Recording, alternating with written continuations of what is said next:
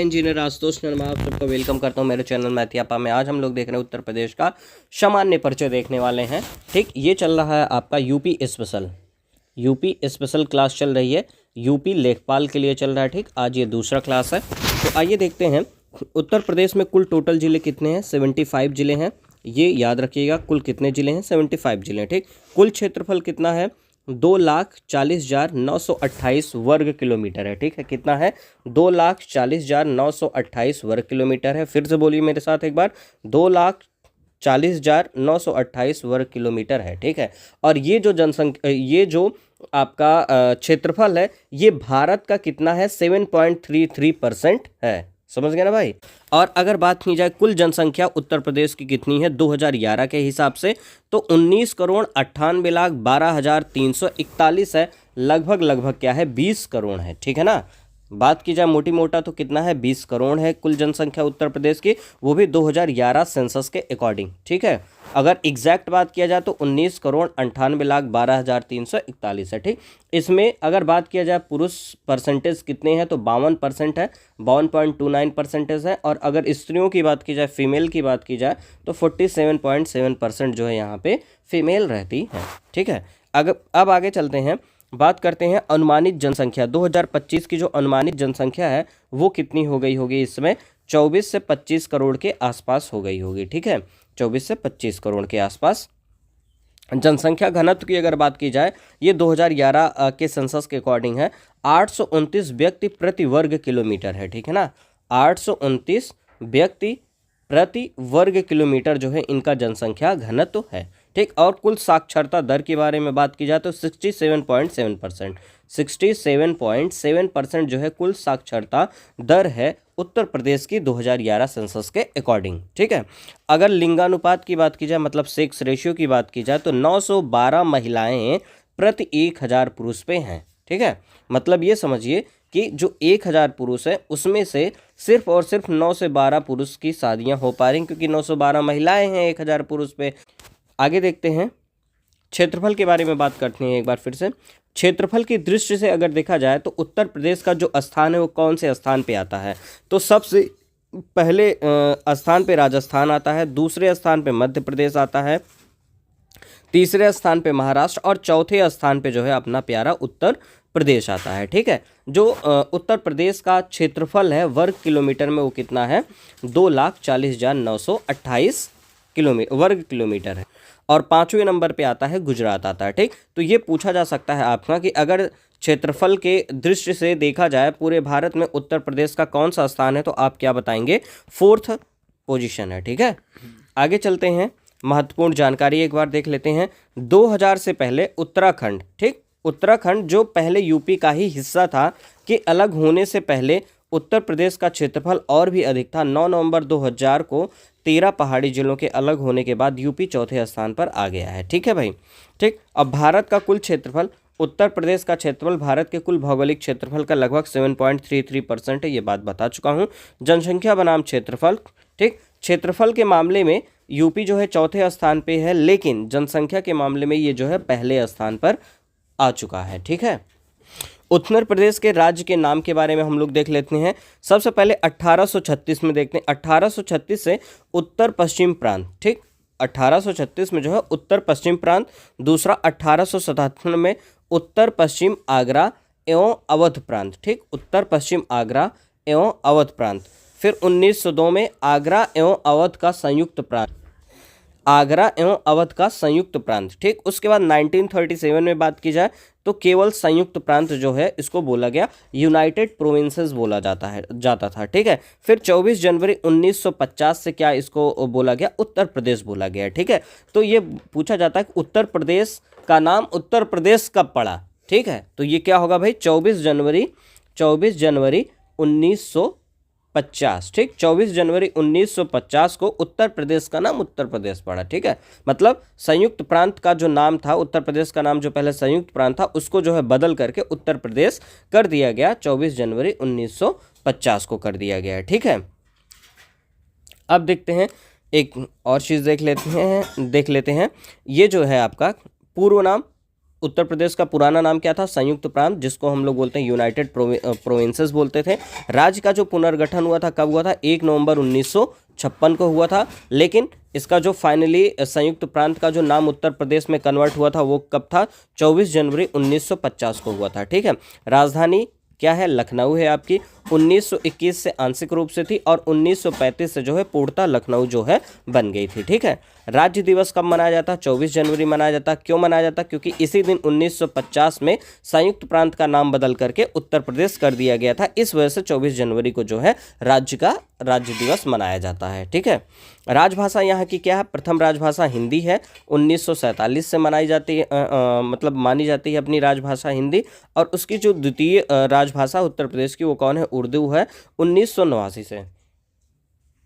अब बात करते हैं प्रशासनिक इकाई और उसकी कुल संख्या और कुछ मुख्य विवरण उसका होगा। ठीक। पहले नंबर पे आता है, थोड़ा जूम कर लेते हैं भाई, यस जूम इट, यस। मंडल की बात करते हैं। जो मंडल है टोटल उत्तर प्रदेश में कितने हैं? 11 हैं, सॉरी 18 हैं। कितने हैं? 18 हैं। और देखिए सबसे बड़ा प्रशासनिक संभाग जिसका प्रमुख मंडलायुक्त होता है। ठीक है। मतलब इसमें जो मंडल होगा उसमें जो सबसे प्रमुख होता है उसे क्या बोलते हैं? मंडलायुक्त बोलते हैं। ठीक है। और उत्तर प्रदेश में जिले कितने हैं? 75 जिले हैं। ठीक। इसका जो मुख्य होता है उसे क्या बोलते हैं? जिला मजिस्ट्रेट बोला जाता है। ठीक। जो तहसील है कितनी है? 351 है। ठीक है। उप जिला स्तर जहाँ SDM प्रशासन संभालते हैं। ठीक। मतलब तहसील का जो मुख्य होगा वो कौन होगा? SDM होगा। ठीक है। हाँ, एक बार पढ़िएगा जरूर। और अगर आपको कहीं पे ऐसा लगता है कि हाँ ये चीज़ में करेक्शन की ज़रूरत है तो प्लीज़ आप जो है कमेंट करके ज़रूर जो है आप उसको मेंशन कर दीजिएगा, ताकि जो है अगले वीडियो में उसको करेक्ट किया जा सके। ह्यूमन एरर हो सकता है, कभी भी हो सकता है। ठीक है। आगे चलते हैं। विकासखंड मतलब ब्लॉक कितने हैं उत्तर प्रदेश में? 826 ब्लॉक हैं। ठीक। और यहाँ का जो प्रमुख होता है उसको हम लोग क्या बोलते हैं? वीडियो बोलते हैं, ब्लॉक डेवलपमेंट ऑफिसर जिसको बोला जाता है। ठीक। ग्राम पंचायत में ग्रामीण स्वशासन की सबसे छोटी इकाई होती है। ठीक। जो ग्रामीण स्वशासन की जो है सबसे छोटी इकाई ही होती है। ठीक। ग्रामीण। ठीक। यहाँ पे जो नगर निगम है वो कितना है? 17 है। उत्तर प्रदेश में जो नगर निगम है वो कितना है? 17 है। ठीक। बड़े शहरों के लिए जैसे लखनऊ, कानपुर, वाराणसी, मेरठ आदि। ठीक। वहाँ पे जो है नगर निगम बनाए गए हैं आपके।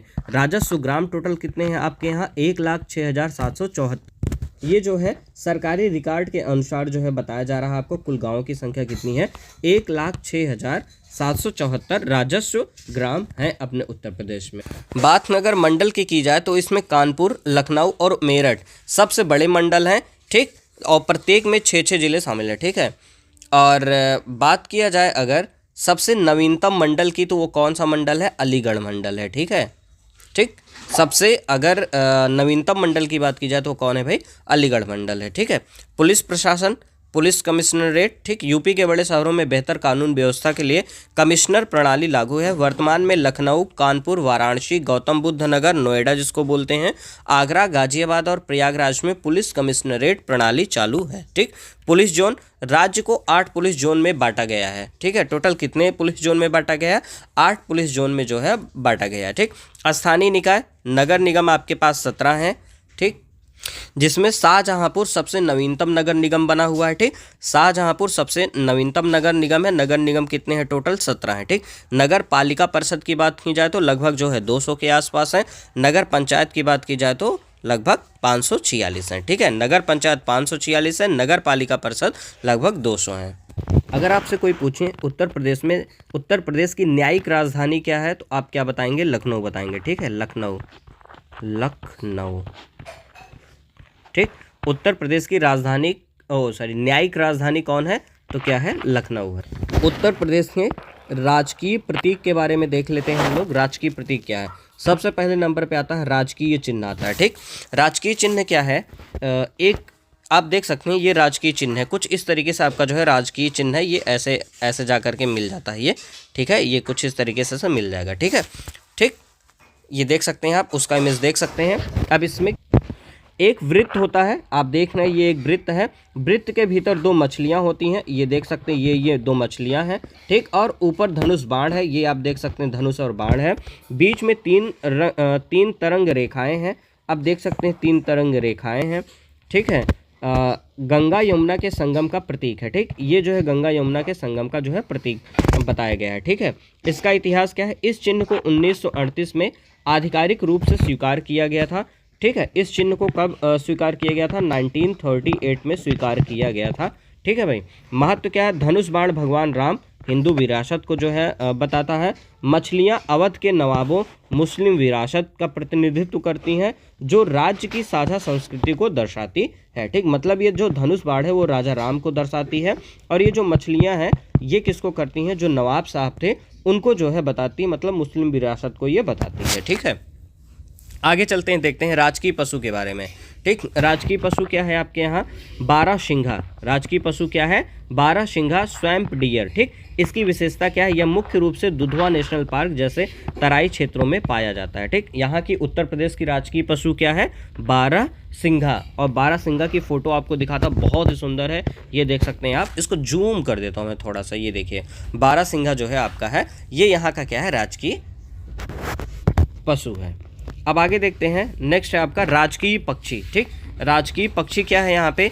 सारस। सारस को ही क्या बोला जाता है? क्रॉन्च बोला जाता है, सारस क्रेन। ठीक है, विशेषता क्या है? यह दुनिया का सबसे विशाल उड़ने वाला पक्षी है और इसे प्रेम एवं निष्ठा का प्रतीक माना जाता है। ठीक है, जो उत्तर प्रदेश की राजकीय पक्षी है उसे, उसका क्या नाम है भाई? सारस या क्रॉन्च है। इसकी विशेषता क्या है? इस पक्षी को प्रेम एवं निष्ठा का प्रतीक माना जाता है। आप यहाँ पे देख सकते हैं इमेज में, ये देखिए यही आपके जो है सारस जी है। ठीक है, अब नेक्स्ट चलते हैं, देखते हैं राजकीय वृक्ष। ठीक, राजकीय वृक्ष क्या है? यहाँ का अशोक है। क्या है? अशोक है यहाँ का। विशेषता क्या है? इससे शीतलता और शोक दूर करने वाला वृक्ष माना जाता है। धर्म में इसका अत्यधिक धार्मिक महत्व है। नेक्स्ट है आपका राजकीय पुष्प। स्टेट फ्लावर क्या है उत्तर प्रदेश का? पलाश या टेशु। राजकीय पुष्प यहाँ का उत्तर प्रदेश का क्या है? पलाश या टेशु। ठीक, स्वीकृति, इसे 4 जनवरी 2011 को राजकीय पुष्प घोषित कर दिया गया। विशेषता क्या है? इसके लाल नारंगी फूल जंगल में आग की तरह चमकते हैं, इसलिए इसे जंगल की ज्वाला भी कहते हैं। ठीक है, पलाश या टेशु को जंगल की ज्वाला के नाम से भी जाना जाता है। क्यों जाना जाता है? क्योंकि जंगल में आग की तरह ये चमकते रहते हैं। ठीक, 4 जनवरी 2011 को जो है राजकीय पुष्प घोषित किया गया था। ठीक, आप देख सकते हैं ये राजकीय वृक्ष है। ठीक, राजकीय वृक्ष, और ये राजकीय पुष्प जो है आपका पलाश है, और राजकीय वृक्ष का क्या नाम? अशोक। अब बात करते हैं राजकीय खेल की। ठीक, राजकीय खेल उत्तर प्रदेश की क्या है? हॉकी है। भारत के महानतम हॉकी खिलाड़ी मेजर ध्यानचंद उत्तर प्रदेश प्रयागराज झांसी सहित ने इस वजह से जो है हॉकी को जो है राजकीय खेल के रूप में चुना गया था। ठीक, और राजकीय मछली के बारे में बात किया जाए तो क्या है? चीतल। राजकीय मछली क्या है यहाँ की? चीतल है। इसे मोए भी कहा जाता है। क्या बोला जाता है? मोए। मोए मोए वाला मोए नहीं, मोए नाम है। ठीक ना, मोए भी इसे कहा जाता है। यह गंगा यमुना की मीठे पानी की नदियों में जो है पाई जाती हैं। ठीक है ना, ये गंगा यमुना की मीठे पानी में पाई जाती हैं। और जो है राजकीय मछली का क्या नाम है भाई? चीतल नाम है। और इसे किस नाम से जाना जाता है? मोए नाम से जाना जाता है। ठीक है, आप देख सकते हैं राजकीय खेल हॉकी आपका, ये राजकीय मछली स्टेट फिश आपका जो है मोए है। ठीक, अब आते हैं राजकीय नृत्य। राजकीय नृत्य क्या है? उत्तर प्रदेश की राजकीय नृत्य क्या है? कथक है। क्या है? कथक है। ये बहुत बार पूछा जाता है, हर एग्जाम में लगभग पूछ ही लिया जाता है। ठीक, उत्तर प्रदेश का राजकीय नृत्य क्या है भाई? कथक है। और ये शास्त्रीय नृत्य का एक टाइप भी है। ठीक है, और ये पूरा उत्तर भारत और विशेष रूप से उत्तर प्रदेश में अत्यंत लोकप्रिय है। ठीक, अब देखते हैं कथक का परिचय और इतिहास देख लेते हैं कथक का। कथक शब्द की उत्पत्ति किससे हुई है? कथा से हुई है। ठीक है, कथक शब्द की उत्पत्ति किससे हुई भाई? कथा से हुई है। ठीक, प्राचीन काल में कथावाचक मंदिरों और गांवों में कहानियां सुनाते समय हाव भाव और नृत्य का उपयोग करते थे। ठीक, जिससे यह नृत्य की शैली विकसित हो गई। मतलब कथा सुनाते सुनाते वो जो मतलब कि अपने शरीर से भाव भंगिमा जो है दिखाते थे, वही आगे चल करके क्या हो गए? नृत्य शैली के रूप में विकसित हो गई। ठीक है, विकास के बारे में देख लेते हैं। यह नृत्य मंदिर की परंपराओं से शुरू होकर मुगल दरबारों तक पहुंचा। ठीक, मुगलों के समय इसमें फारसी प्रभाव भी शामिल हुआ था, जिससे इसकी वेशभूषा और तकनीक में बदलाव आया। विषय वस्तु की बात की जाए तो कथक मुख्य रूप से भगवान कृष्ण की लीलाओं, राधा कृष्ण के प्रेम पर आधारित होता है। ठीक है, अगर राधा कृष्ण के प्रेम के बारे में देखा जाए तो अपने यहाँ जो है मथुरा है। ठीक है, मथुरा, वहाँ जाइए आप, जो है राधा कृष्ण के प्रेम के बारे में और उनकी जो लीलाओं के बारे में आप देख सकते हैं वहाँ पे बहुत से उनके मंदिर बने हुए हैं। ठीक, तो ये जो कथक है मेनली जो है किस पे बेस्ड है, आपका भगवान कृष्ण की लीलाओं पे बेस्ड है। ठीक है, आते हैं, ये देखिए इस तरीके से जो है कथक डांस करते हुए एक महिला जो है नृत्य कर रही हैं। ठीक है, अब आते हैं उत्तर प्रदेश के प्रमुख कथक घराने से। ठीक, यहाँ जो है 3 मुख्य घरानों के बारे में जिक्र किया गया है। पहला लखनऊ घराना, दूसरा बनारस का घराना, तीसरा रायगढ़ घराना। ठीक, पहला घराना कौन सा? लखनऊ घराना, दूसरा बनारस घराना, तीसरा कौन सा है? रायगढ़ का घराना है। ठीक है, लखनऊ घराने में क्या है? यह घराना अपनी सुंदरता, नजाकत और सूक्ष्म भावों के लिए प्रसिद्ध है। ठीक, इसे नवाब वाजिद अली शाह के समय में काफ़ी बढ़ावा मिला था। ठीक है, किसके टाइम पे? नवाब वाजिद अली शाह के समय पे इसे बहुत ज़्यादा बढ़ावा मिला था। ठीक, बनारस का घराना देख लेते हैं। यह अपनी शुद्ध शास्त्रीय तकनीक और शिव की उस स्तुति के लिए जाना जाता है। ठीक है, बनारस में आप जानते ही हैं, बनारस में भगवान शिव के लिए वो प्रसिद्ध हैं। ठीक, रायगढ़ घराना, हालांकि यह छत्तीसगढ़ में है लेकिन इसकी जड़ें भी कथक से ही जुड़ी हैं। ठीक, जैसे जयपुर घराना राजस्थान का है। प्रसिद्ध कलाकारों के नाम, ठीक ना, प्रसिद्ध कथक कलाकारों के नाम। उत्तर प्रदेश के कथक नृत्य विश्व स्तर पर पहचान दिलाने वाले कुछ महान कलाकार निम्नलिखित हैं। पहले नंबर पे सबसे प्यारे, सबसे दुलारे, सबसे फेमस पंडित बिरजू महाराज। ठीक, ये लखनऊ घराने के सबसे प्रसिद्ध कलाकार जिन्हें कथक का पर्याय माना जाता है। ठीक है, कौन? पंडित बिरजू महाराज। ठीक, ये पूछा जाता है सीधे कि पंडित बिरजू महाराज का संबंध किससे है? तो किस नृत्य से है? कथक नृत्य से है। ठीक है, कथक नृत्य क्या है? एक शास्त्रीय नृत्य का एक पार्ट है, पार्ट का एक टाइप भी है। ठीक है, पंडित लच्छू महाराज। ठीक है, पंडित लच्छू महाराज ये भी लखनऊ घराने के दिग्गज कलाकार थे। ठीक है, अब ये भी पूछ लिया जाता है कि लच्छू महाराज किस घराने से थे? लखनऊ घराने से। बिरजू महाराज जी किस घराने से थे? लखनऊ घराने से। ठीक, पंडित शंभू महाराज, ये क्या है इसमें? कथक में भावों के बेताज बादशाह। भावों के मतलब जब आप डांस करते हैं तो आपके चेहरे पे एक जो है भाव पेश होता है ना, एक मतलब कि झलकता है कि हाँ आप इस मुद्रा में हैं, तो वही जो भाव है उसके बेताज बादशाह कौन थे? पंडित शंभू महाराज जी थे। ठीक है, सितारा देवी, इन्हें रविंद्रनाथ टैगोर ने कथक क्वीन, कथक की रानी कहा था। ठीक है, सितारा देवी। अब आपसे ये पूछ लिया जा सकता है कथक क्वीन के नाम से कौन प्रसिद्ध है, तो आप कौन क्या बताएंगे? सितारा देवी। ठीक, सितारा देवी। और सितारा देवी को ही जो है कथक की रानी किसने कहा था? रविन्द्रनाथ टैगोर ने बोला था। ठीक ना, रविन्द्रनाथ टैगोर ने कथक क्वीन या कथक की रानी किसको बोला? सितारा देवी को बोला था। ठीक, पंडित अच्छन महाराज, बिरजू महाराज के पिता और एक महान नर्तक। ठीक, पंडित अच्छन महाराज जी हैं। ठीक, ये भी जो है आपके कथक के जो है बहुत बढ़िया नृत्यकार हैं। नेक्स्ट है दमयंती जोशी। दमयंती जोशी, इन्होंने कथक की तकनीक को नई ऊंचाइयों पर पहुंचाया है, दमयंती जोशी जी ने। ठीक है, दमयंती जोशी, दमयंती जोशी ने कथक की तकनीक को नई ऊंचाइयों पर पहुंचाया। अब आगे देखते हैं। हाँ, आगे जो भी होंगे इसमें जो कथक नृत्य से रिलेटेड जो भी कलाकार होंगे आगे जो हम लोग देख लेंगे, जो ज़रूरी थे अभी मैंने यहाँ पे बता दिया। ठीक, और जो एग्ज़ाम में पूछे गए हैं उनको प्रीवियस ईयर क्वेश्चन करते समय जो हम लोग कर लेंगे। ठीक है, साक्षरता दर के बारे में अगर बात की जाए तो भारत के अंदर जो उत्तर प्रदेश राज्य है उसकी कुल साक्षरता दर कितनी है? 67.7% है। पुरुष साक्षरता दर कितनी है? 77.3% है। महिला साक्षरता दर कितनी है? 57.2% है। अब बात की जाए अनुसूचित जाति शेड्यूल्ड कास्ट एससी के आंकड़े देखा जाए उत्तर प्रदेश में कैसे हैं, और वो भी आंकड़े किस पे बेस्ड हैं? 2011 पे बेस्ड। ठीक है, एससी कुल जनसंख्या कितनी है अपने यहाँ? 4,13,57,608, लगभग 4.13 करोड़ है एससी कम्युनिटी के लोग यहाँ पे। एससी पुरुष की जनसंख्या कितनी है? 2,76,76,975 है। एससी महिला जनसंख्या कितनी है? 1,96,80,633 है। ठीक है, कुल जनसंख्या में अगर एससी का परसेंटेज देखा जाए तो कितना? 20.69%। कितना है? 20.69% है। ठीक, टोटल 4.13 करोड़ है। ठीक है, अब आते हैं अनुसूचित जनजाति पे। ठीक है, अनुसूचित जनजाति। ठीक, अनुसूचित जनजाति के आंकड़े 2011 सेंसस पर बेस्ड हैं। यूपी में कितने लोग हैं? ठीक, ये देखते हैं। एसटी की कुल जनसंख्या कितनी है यहाँ पे? 11,34,273, लगभग 11.34 लाख है यहाँ पे। एसटी पुरुष जनसंख्या के बारे में बात किया जाए तो 5,81,083 एसटी पुरुष जनसंख्या है। एसटी महिला जनसंख्या कितनी है? 5,53,190 है। कुल जनसंख्या में एसटी का परसेंटेज कितना है? 0.57%। ठीक, इतने कम है, ये 1% भी नहीं है। 0.57% एसटी की जनसंख्या है अपने उत्तर प्रदेश में। ठीक है, अगर एसटी की बात की जाए तो कितने थे? अराउंड जो है 20% के आसपास थे। 20 मतलब आप देख सकते हैं ये 20.69% थे। ठीक, 20.69% आपके जो है एससी कम्युनिटी के लोग यहाँ पे हैं। ठीक है, महत्वपूर्ण तथ्य एक बार देख लेते हैं।